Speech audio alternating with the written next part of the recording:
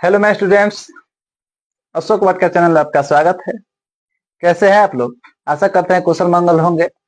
हम आप लोगों के बीच लेकर आए हैं संस्कृत। हाँ, वही संस्कृत जिसको आज के बच्चे पढ़ने में रुचि नहीं ले रहे हैं। संस्कृत को देवताओं की भाषा भी बोली जाती है, ये देव भाषा है। लेकिन आज के बच्चों को पढ़ने को दे दी जाए संस्कृत तो 100 में 70 से 80% बच्चों को संस्कृत पढ़ने नहीं आता। यहाँ तक सरकारी स्कूल के बच्चों की बात की जाए तो हिंदी तक शुद्ध पढ़ने लिखने नहीं आ रहा है, संस्कृत की तो बातें छोड़े। ऐसे में हम लोग चाहेंगे कि संस्कृत को हम लोग पढ़ना सीखे और भाषा को शुद्ध पढ़ना या लिखना व्याकरण से सीखा जाता है। तो हम लोग संस्कृत व्याकरण से शुरुआत करते हैं। ठीक, तो ज्यादा समय ना गंवाते हुए हम लोग संस्कृत व्याकरण में उच्चारण स्थान से शुरुआत करेंगे। कहाँ से शुरुआत करेंगे बच्चों? उच्चारण स्थान से। उच्चारण स्थान, उच्चारण स्थान के बारे में हम लोग पढ़ेंगे। इसमें संस्कृत में हमारा एक सूत्र होता है,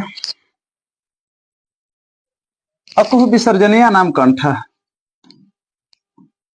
अकुह विसर्जनीय,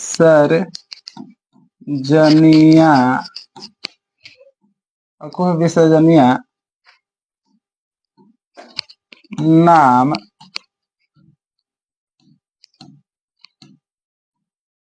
कंठ।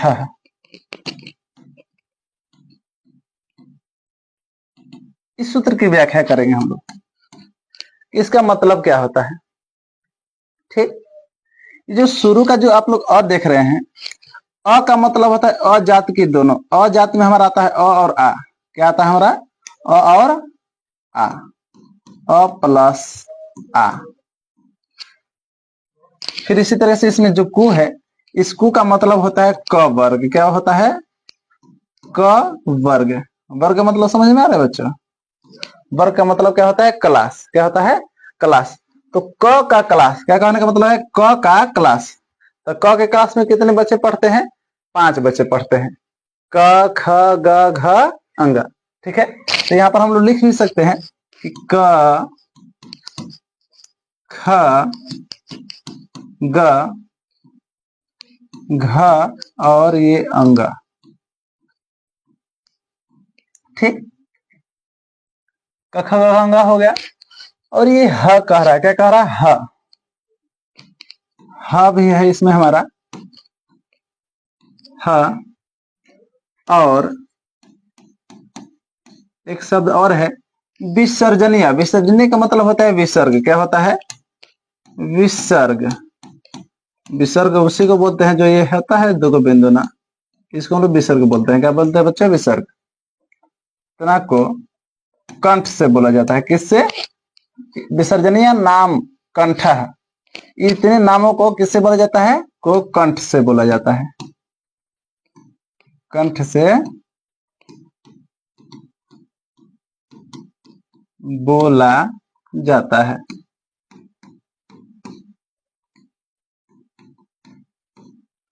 ठीक है, उच्चारण स्थान की बात की जाए तो हमारा आता है पहले कंठ से। किससे? कंठ, सॉरी, ये हमारा कंठ। दूसरा आता है तालु। फिर आता है हमारा मूर्धा।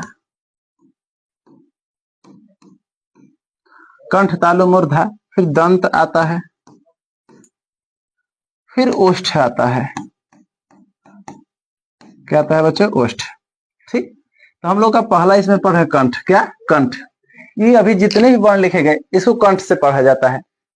पढ़कर उच्चारण करके देख सकते हैं हम लोग। कंठ का मतलब क्या होता है? केवल आवाज निकलना। यहां से जब आवाज निकलता है इसको क्या बोलते हैं? कंठ बोलते हैं। क्या बोलते हैं?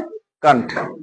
जैसे अ आ, हम बोल रहे हैं तो केवल आवाज निकल रहा। क्या निकल रहा? आवाज। जैसे अ आ क ख ग घ अंग। केवल आवाज निकल रहा है, तो केवल अगर आवाज निकले उसको कंठ बोलते हैं। क्या बोलते हैं? कंठ। बताया जाता है, भगवान ना कर किसी को बताया जाता है कि किसी बच्चे का जन्मजात कंठ न रहता, वो बोल ना पाता है, जिसको हम लोग गूंगा बोलते हैं। क्या बोलते हैं? गूंग। क्या बोलते हैं? गूंग। मतलब उसका कंठ ना होता, कंठ मतलब उसका आवाज ना होता है। तो अगर केवल आवाज निकल रहा है तो उसको क्या बोलते हैं? कंठ। ठीक है, तो ये सब खाली आवाज निकल रहा है। अ, आ, क, ख, ग, घ, अंग। इसी तरीके से एक और है ह। बोले कल ह। ह बोलने से क्या हो रहा है? केवल आवाज निकल रहा है। तो ये सभी बच्चे समझ में आ रहा है आप लोगों को? ये ह भी, और ये विसर्ग को भी क्या बोला जाता है? ह पढ़ा जाता है। ह तो केवल आवाज निकला। आवाज निकलने का मतलब केवल हुआ कंठ से। किससे? कंठ से। इस सबको कंठ से बोला जाता है। ठीक है बच्चों, तो यहां तक आप लोगों को समझ में आ गया बढ़िया से? देख सकते हैं, स्क्रीन शॉट चाहेंगे तो आप ले सकते हैं। ठीक है, मिटाइए अब इसको। ओके, ठीक है बच्चों, तो 2 नंबर हम लोग लिखते हैं इचुयसा नाम तालु। इचुसा नाम तालु, इसके बारे में पढ़ेंगे, इसकी व्याख्या करेंगे। ठीक, इसको देखते हैं कहने का मतलब क्या होता है। फिर उसी तरह से शुरू में क्या हमारा दिया है? हर्षई। हर्षई का मतलब क्या होगा? ई जाति का दोनों। ई जाति का को होता है दो, एक हर्षई प्लस दीर्घई। हर्षई दीर्घई। फिर उसी तरीके से ये चू का मतलब होता है च वर्ग। क्या? च वर्ग। ठीक उसी तरह से च वर्ग का मतलब च का क्लास 5 गो। कितने बच्चे पढ़ते हैं इसमें? च, छ, ज, झ, य। ठीक है, च वर्ग का मतलब हो गया च, छ, जैसे 5। ठीक है, च, छ, ज, झ, और ये हमारा य हो गया। ठीक, च, छ, ज, झ, य। फिर हमारा बता रहा है य भी है। इसमें क्या आता है? य भी। य, और इस स को तो आप लोग पहचानते होंगे, इसको बोलते हैं तालाबी स। क्या बोलते हैं? तालाबी स। लेकिन शुद्ध क्या होता है? तालब्य स। क्या होता है? तालब्य स। और ये स को तालु से बोला जाता है। किससे बोला जाता है? तालु से बोला जाता है। ठीक है बच्चों, इसको हम लोग समझ लेते हैं। तालु किसे कहते हैं? पहले तो ये बड़ी बात है कि तालु किसे कहते हैं। दांत देख रहे हैं आप लोग, अपने मुख के अंदर का दांत का भाग।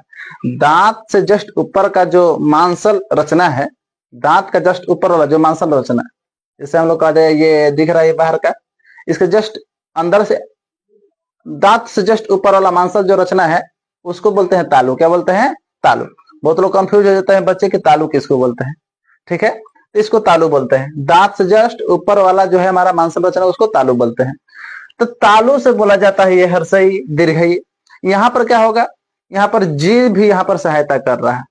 हम लोग समझ सकते हैं, जैसे हम लोग बोलेंगे हर्षई, खाली बोले ई, हर्षई दीर्घ ई, हर्षई दीर्घ ई। बोलते समय देखो जीभ जो है एक बार टच कर रहा है जाकर तालु को।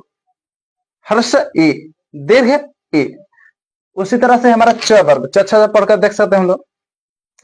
च, छ, ज, झ, य। सभी उच्चारण करने पर क्या आया हमारा? दांत को, दांत से जस्ट ऊपर वाले भाग को जाकर क्या कर रही है? टच कर रहा है। अपने से भी उच्चारण करके देख सकते हो। च, छ, टच कर रहा है ना? ज, झ, य। उसी तरह से ये बोलोगे य, ये भी जाकर टच कर रहा है।